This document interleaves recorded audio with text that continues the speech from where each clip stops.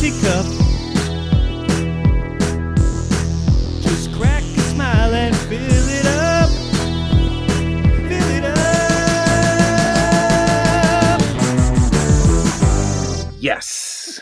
That song never... I never get tired of that. Yeah, I was just about to say that. I'm never not pumped after listening to that song. If I listen to it like solo from the recordings that we do, I don't get that same feeling. I get it. Well, I do in a certain sense, but more so when we're about to record. When I hear the song, it gets me pumped for what we're about to do.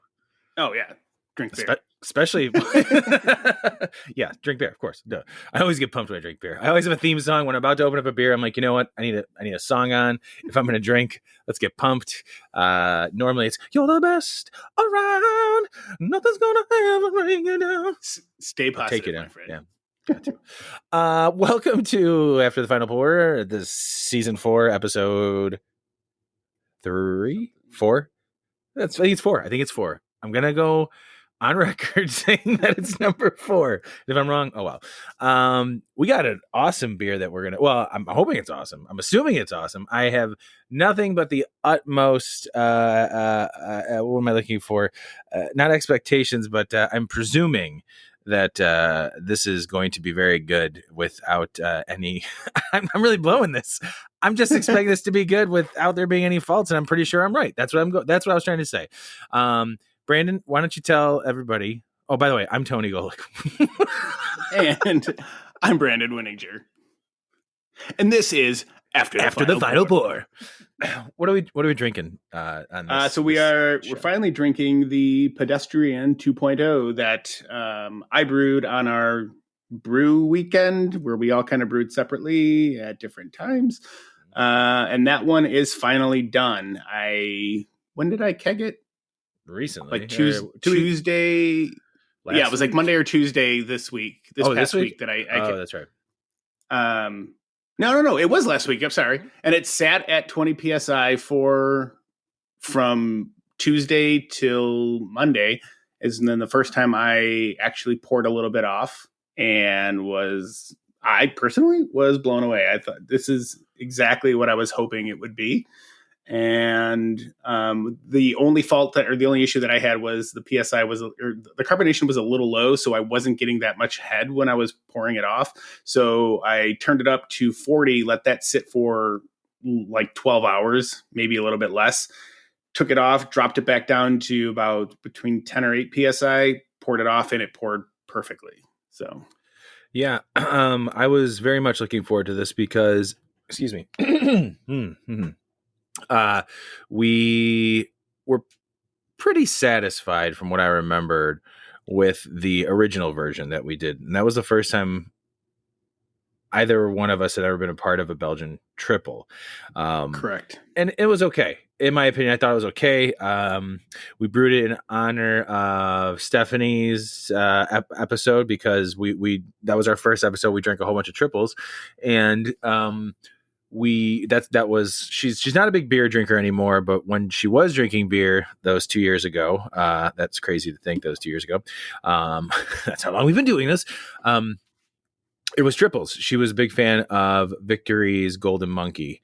And so we thought it'd be fun to do that after we did the episode, drinking commercial versions to brew our own. And I thought it was okay. And Brandon, yours you gave me today, and I was very much looking forward to it. I know Clark's looking forward to it as well. He could not join us tonight, per usual, which means this recording will go great. Yeah. I've got stuff to do. Yeah, we'll only have to do it once, so that's perfect. That's great. I have it in my nice. What is it? How do we pronounce this? Carmelite, right? Yeah, triple Carmelite, I believe. Yeah, triple Carmelite. Yeah, I forgot I had this glass, so I grabbed it for it, and right off the bat, the same one. Look at us. We're two cool guys. Big nerds. Right off the bat, it smells like banana, which I love. Like, I'm instant, like, aroma alone, instantly, this is like just very satisfying. It's like candy banana. So it's like maybe a little bubble gum, maybe a little candy, but there is like this caramelness. Yeah. So like this caramel smell almost. And I don't think, and it's as like I a said, caramelized sweetness almost that just kind of comes through. yeah, and I don't want to say burnt sugar, but it like to me No, that's not at all. kind of it was like, when you're cooking sugar and it starts to caramelize and that kind of smell is faintly there to me. At least that's what I caught a little bit of. yeah, this is my second sip. I took a sip while you were first talking, because I just couldn't wait anymore. This is delicious. It's really nice. The carbonation is really good. Sorry for everyone listening who's drinking on audio. This is very much when you and I were talking about doing the triple for the first time, what we wanted to do. And I feel like you nailed it. It's more banana-y and bubblegummy than it is clove.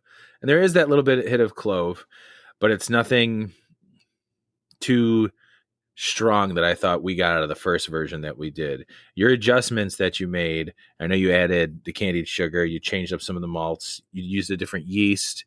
Also was done on your setup with your water, your mash tun and everything. I'm really impressed with how good this beer is. And I don't mean that, I hope you don't take that as an insult. Like I said in the beginning, I was expecting something awesome, and I was right.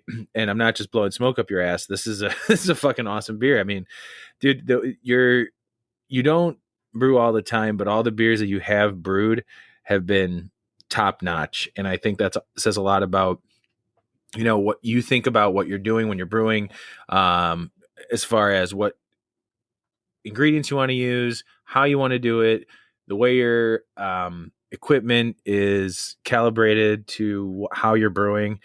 It's awesome. This is really good. This is like dangerously delicious, and I am fearful of how I'm going to be after this. And I guarantee, and I'm telling you right now, just like with your Oktoberfest that I absolutely love as well, I will be asking for more of this if that's okay. Now, so what's the ABV on this again? About 9.5%. There is that little bit of, hold on. There is that little bit of like booziness, I think that like astringency that you it's would, not like, too strong. Yeah. Yeah. It's not like hot. It's not like that alcohol burn. I guess the only thing, if I had to critique this in any con, not like a real big con, what hops did you use in this? Do you remember? So I used Magnum as the first wort. So I did first wort hops. I did 0.3 ounces with the first wort. Let that sit while I was kind of doing the sparge. Mm-hmm. Then I started to heat that up, added the sparge water, and then right at boil, I added another 0.7 ounces of Magnum. Okay. And then I finished it off with Saz. The old Saz hop. Where did you throw that in there? About 5 minutes left in the boil. Okay. And that was an ounce that I threw in. Oh, nice. Yeah, I don't get a lot of that like spiciness from Saz. Saz is a noble hop. Look at me knowing things. It'd be funny if I'm wrong. It's a noble hop. I guess, yeah, there's just like, I wonder if you didn't do, I know it wasn't a lot, but I wonder if you didn't do that first wort hop, which I remember you saying that you were going to do that. And by the way, I'm feeling a warming sensation coming over my body right now from this 9.5% beer, which is great. Great for a Thursday. I wonder if you didn't do that the next time, if you maybe did, like, maybe it wouldn't have that little, like, it's not bad. It like I said, this is not a negative critique. If it was the one thing that I would, if I had this for myself to drink all the time, and maybe it's something that'll go away, there is just that little bit of bitterness kind of at the end that I would change. But it's not bad. It's not off-putting. It's not something that I feel like makes or breaks the beer. That's a total personal choice for myself, Yeah. Leaving that in there is perfectly fine. I think it tastes great, man. This is really good. This is really, really tasty. I love it. Yeah, and I think the only thing the two other things that there's three other things that I changed. So Yeah, I sorry, let's added, just say you should run down the recipe. My bad. yeah, so it's basic two row malt, some aromatic malt, some oats, victory malt, some biscuit, and then carapils. So I don't think that was in the original recipe. So I don't think it was either. Let me see if I can pull that up. Yeah. So because I did a lot of reading and I was like kind of looking up just the typical grains. Like all the other grains that we had in there pretty much were what is typical for that style. But I had saw a couple of different articles that kind of mentioned, if you're not getting that head retention that you would be looking for in a Belgian, add in just, even just a little bit of Cara would help. So that basically got added in. Yeah, definitely it was the original recipe was I used we did the Pilsner, the Pilsen malt 2-row from Breeze, Victory malt biscuit from Breeze, the aromatic malt. Then we added 1 pound of sugar, and we did 0.75 ounces of nugget at 60-minute boil, and then 1 ounce of crystal at the last 5 minutes. I also added coriander to ours. Which so I did coriander to this too. Okay. Excuse me. And oats is different. We didn't do oats. So I added some oats in there for some clarity. And the coriander for seeds. Clarity? More for mouthfeel, I think. Well, yeah, no, sorry. Messing up my words. It's all right. And then the coriander seeds. So I just had like fresh coriander seeds that I toasted right before I put in. I think that also has a lot to do with the flavor that I'm getting from here, because when we did ours, I had like some old coriander lying around in a jar, like an old spice jar, and just put, I think, here you go. It says a half a teaspoon. Now, my problem with coriander, it stems from Clark and I doing, I think it's our it's a wheat ale we do called Patriotic Lemon Party. If you want the story behind that name, good luck, because we're never telling you. But it is a beer that we did lemon peel and coriander in it. And the first time we made it, I was like, fuck coriander. I don't like this. That was what stood out in my mind that I thought I didn't like. And I don't think that that's what it is. So I had like this fear of coriander. But I think you toasting the coriander for this was awesome. Something else I was going to point out real quick. Obviously, we use different hops. Nugget and Magnum kind of falling under that same thing of a bittering hop, to give you that overall bitterness you throw at the beginning of the boil. Yep. And for the one that I did, we used Crystal for the last 5 minutes. You use Saz, and those are two. I believe Saz is also not very high in alpha acids. Crystal is 3.8. Yeah, and Crystal is 5.0. So what was your overall IBU on this?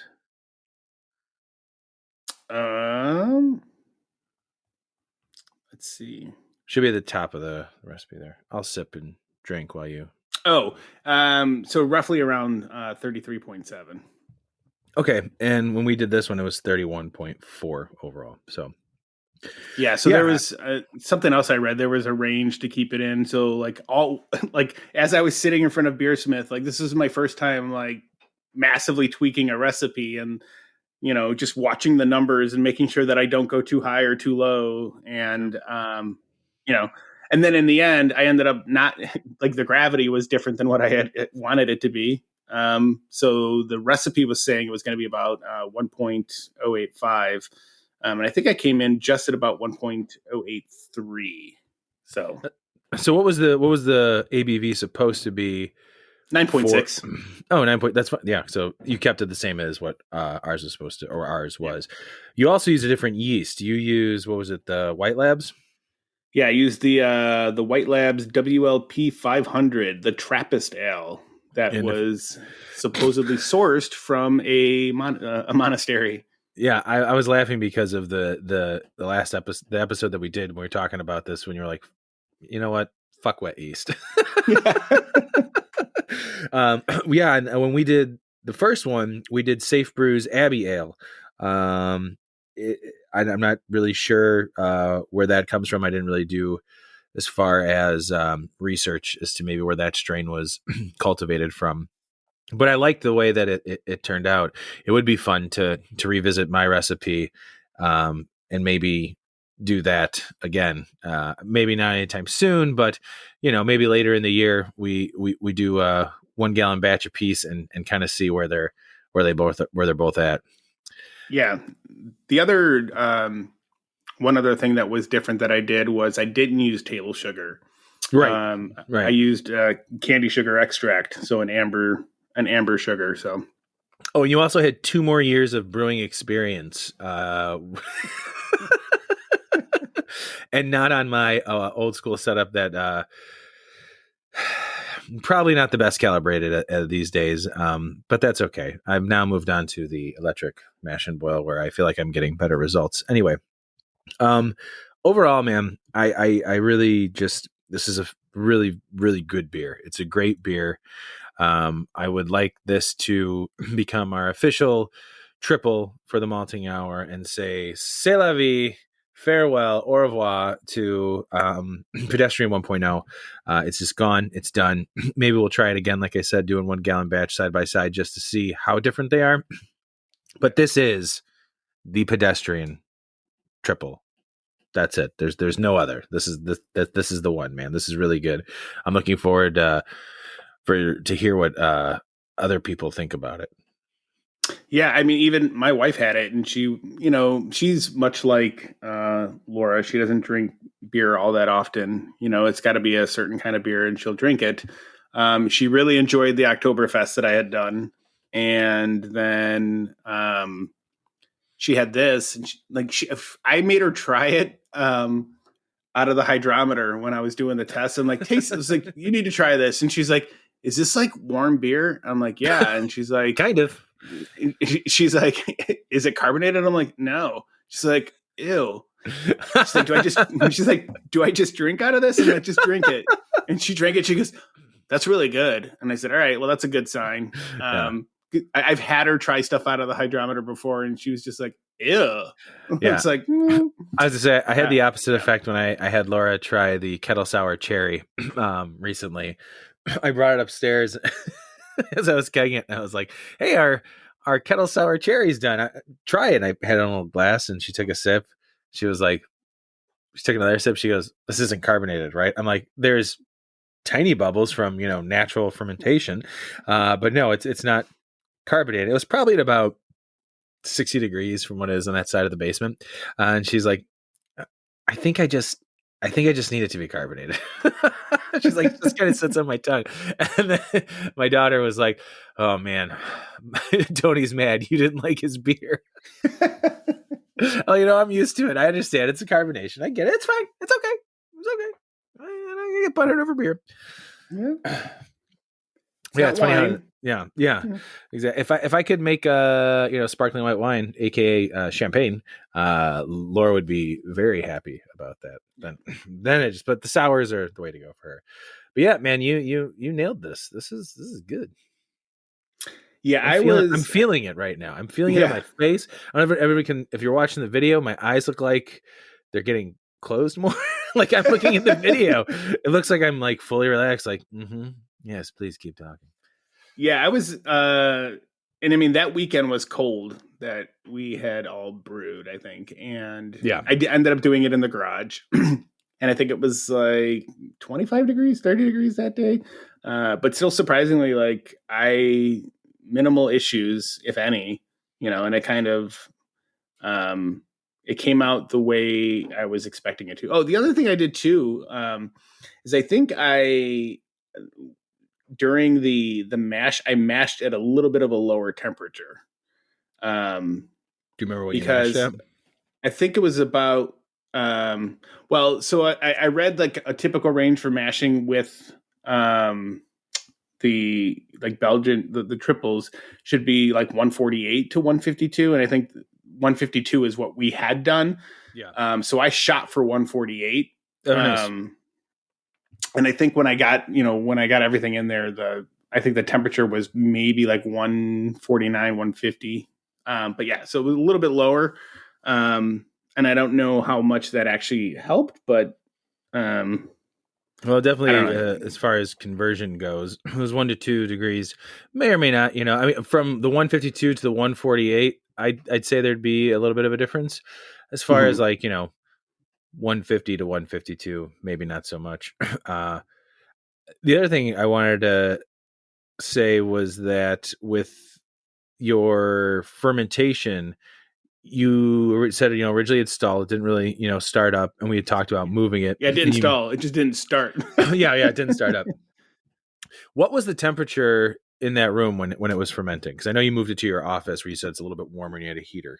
No, so the warmer the office typically stays cold. If I shut the vent, it stays at like 66 degrees. Okay. So I had the temperature so I had the vents closed and everything, and I had the heater set to like 68 degrees, and it's a small room. So Sure. it's Wasn't a Dyson much. heater that literally just like heats up the room like fairly quickly. And I leave it on like around the clock, and I think I started at like 66 degrees. And the first day it wasn't really doing anything. So I upped the temperature to 68. And then I think that's when I was like, dude, this ain't doing anything. Fuck. And then I jumped it to 72. Mm-hmm. And then that's when it took off. Yeah. It took off for how long was it? It was like over a week. It was fermenting. Yeah, it was pretty awesome. All the videos. And then when you moved it went back up a little bit too. I mean, obviously, with CO2 releasing and whatnot, but yeah. Yeah, that was interesting because it was a week. I had let it sit for a week, and then I had actually moved it because I was debating on kegging it, and I ran out of time. Brought it back to the office, put it down, and then I was working again, and I could hear the airlock going off in the back, and I was like, "What the hell?" And I turned around, and it was like there was like some bubbles going, and I was like, "Holy cow!" And it went like that for a couple hours, and then it died. It stopped again. So I was like, all right, I'm going to wait. Yeah, it died. The yeast died because they ate too much. So I waited for, I don't think it was like a day or two. And then I finally went back, and that's when I ended up kegging it. But yeah. Yeah. That was the other thing when we did ours. Temperature plays a big role in what the yeast will give off. We looked into that. Do you want more bubblegummy? Do you want more banana? Do you want more clove? And the different temperature ranges is what gives us those esters and what that yeast is actually going to produce in this beer. So wherever you ended up at, or wherever you started and where you ended up at, be sure to do that again. Maybe make a little note in the recipe that's what you did. Yeah. Well, and I mean, too, and I think the yeast probably played a big part in that. Well, the strain that I used. Yeah. Well, that's the thing. Like just the temperature of on the what it does to that yeast is what it's going to give off. So those different temperatures will give us those different aromas and tastes. And so this, I feel like. Do you feel like this is the taste and aroma you wanted when we did it the first time? Yes. Mm-hmm. Yep. Because the first one was more clove than anything.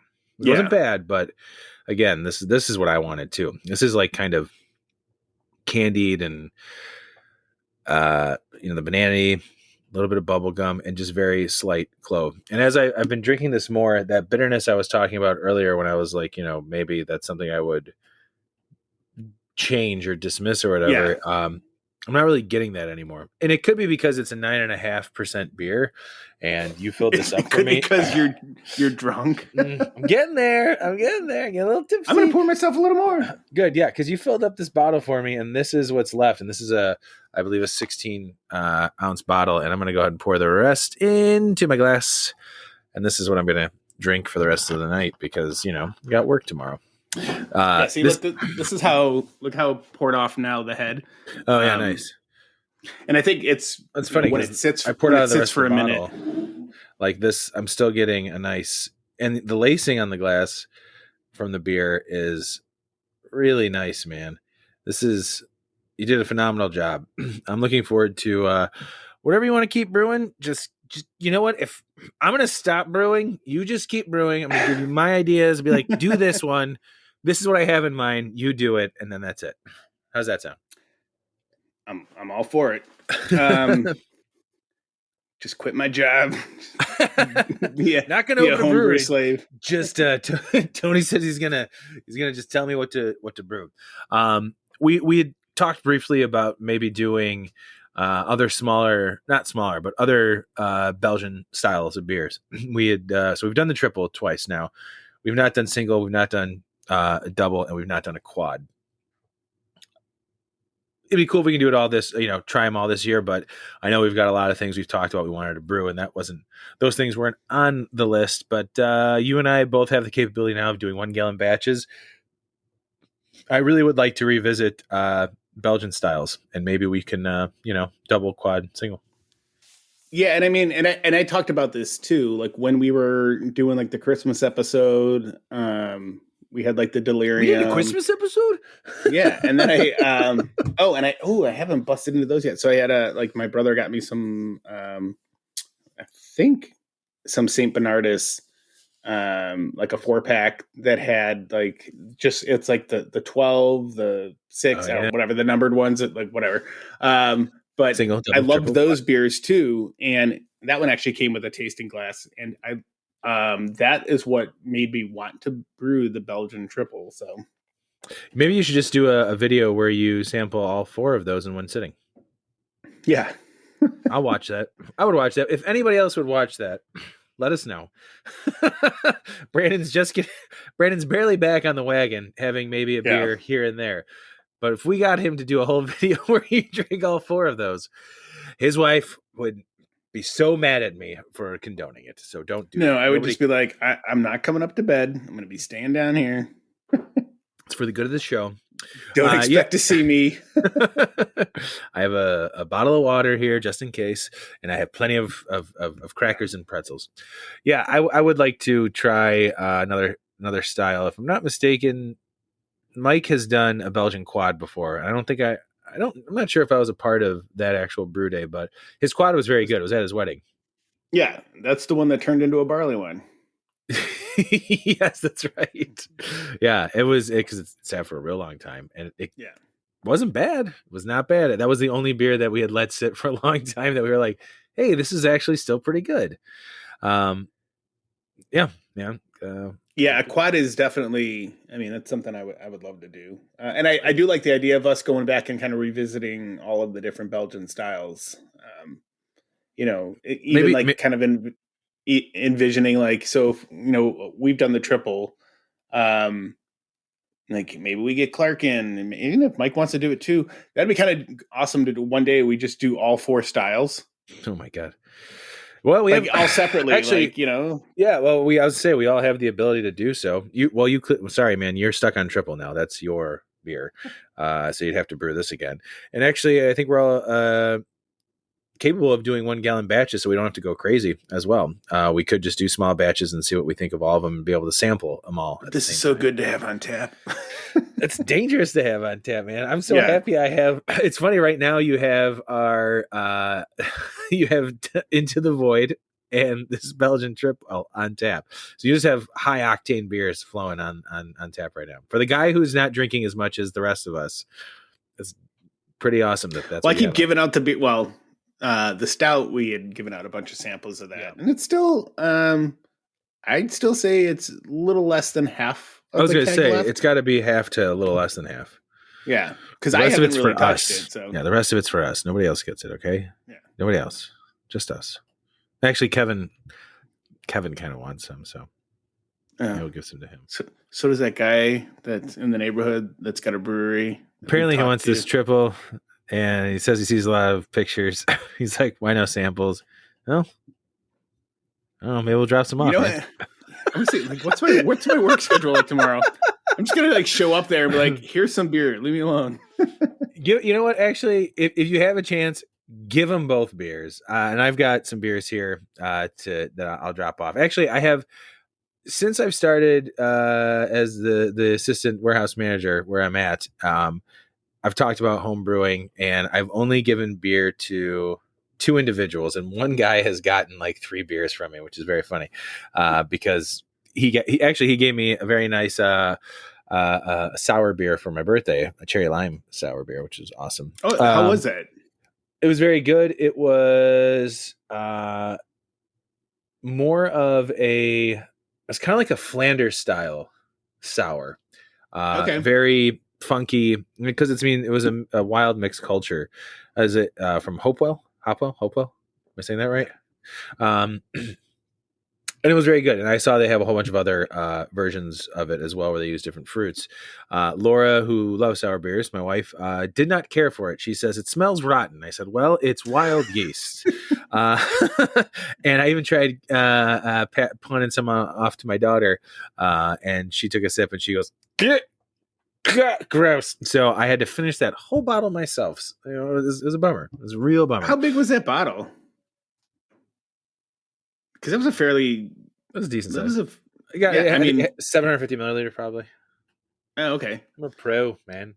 And it was a clear bottle too, yeah, right? It's super cool. Yeah, I liked it. I saved it so I can, for when my sour's done, which I only have 4 gallons of. I totally undershot and forgot about the cherries absorbing some of that. But what I wanted to get to is all these guys I work with have asked me for beer, and I kept telling them, yeah, I'll bring you guys beer. I'll bring you guys beer. I'll bring you guys beer. I've only bought, I think I said 2, but 3 guys I brought beer to. So tomorrow I have to bring some of my Goza to the guys. So I told them I'm going to fill up like 5 bottles when I'm done here. Speaking of giving out beer to people who've been asking. Yeah. So my buddy, Brian, that you've met from years ago, my buddy Brian? that I used to be in a band with, 1566. Yeah. He homebrews now. Like we've talked about this. He homebrews now too. You got to get a homebrew show this year. Yeah, we got to get him on to talk. So, but anyway, we were talking, and when we brewed the stout, I was telling him about it. He goes, "That sounds delicious. I'd love to try it." So, like 2 weeks ago, I messaged him. I was like, "Oh man, I want to drop some off by you. When are you working, or when are you not working?" And he has a crazy work schedule because he works.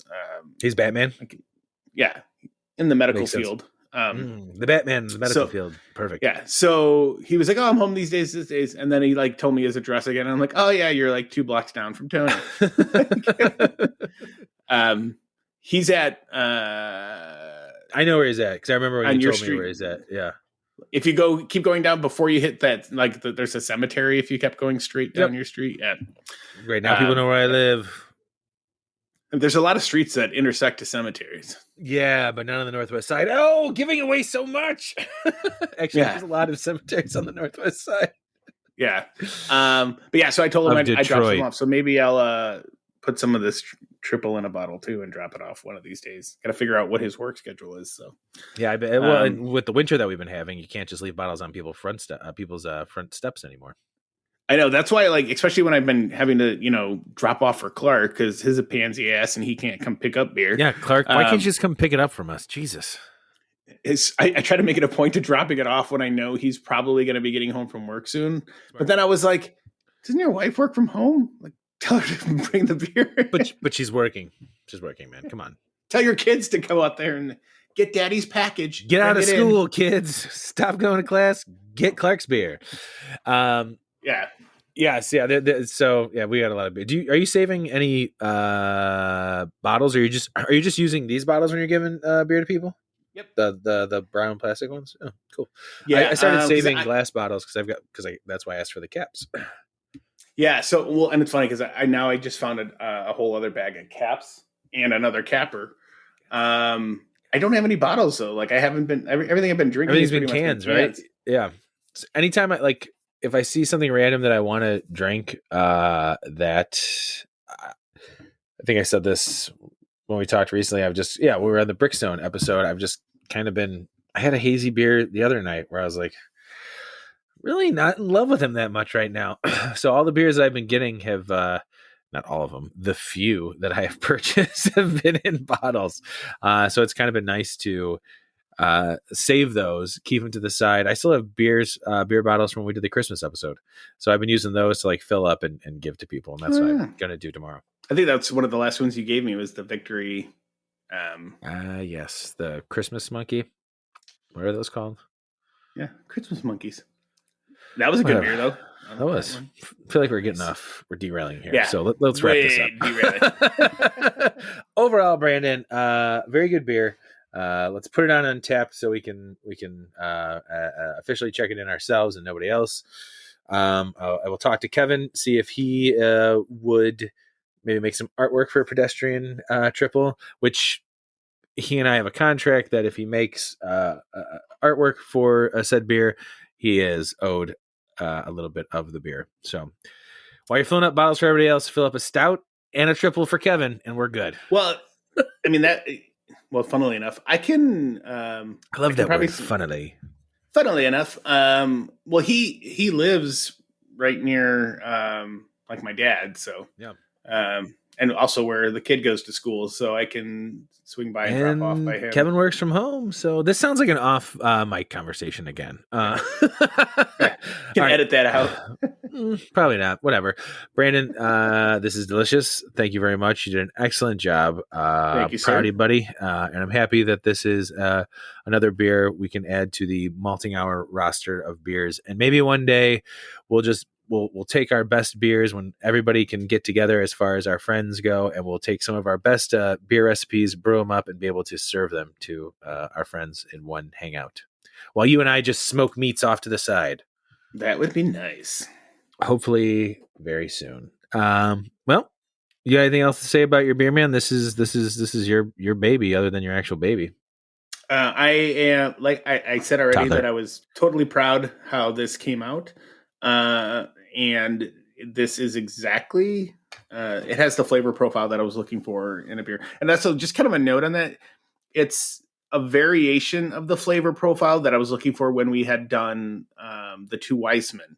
What I wanted was the subtleties of like the banana and the clove, but very subtle. This has that a lot more amplified, and it's kicked up with that maltiness, that mouthfeel. It's just so much thicker. And I think if we do the two Weissman again, we should revisit the yeast. When Omega, we do the two Weis. Yes. Omega has it's called Bananarama or something like that. I saw that. Yes. I'm that as soon as the sun is shining and there is no more snow on the ground, let's revisit the two Weissman, because I feel like that's a beer that we had an idea for and we just missed the mark because we just weren't ready to do it. And I think that we can do it now. Yeah, there's vast improvements that we can definitely make to, make that a solid beer. And I think incorporating some yeast like that will definitely be helpful. For sure. Well, Brandon, cheers, buddy. This is a great beer. And everybody, thank you for listening. As usual, this has been After the Final Four. Hey, that triple's kicking in. I need to go lay down. Drink some water. Brandon, I love you, buddy. Love you too, man. Bye, guys. Bye. Jazz hands. One hand, because I got to hit stop. This has been The Malting Hour. Be sure to follow us on all social media by searching The Malting Hour and at themaltinghour.com. You can also follow us on social media platforms individually. Brandon can be found on Instagram as BMDub81, on Twitter, BDub81, on Untapped, BDub Drinks Beer. Tony can be found on Instagram and Untapped under Asa Phelps Chicago. On Twitter, The Asa Phelps Chicago. Clark can be found as Clarkowski on all three. Be sure to subscribe, like, and rate the show on your preferred podcast listening platform. Until next time, cheers from all of us at The Malting Hour.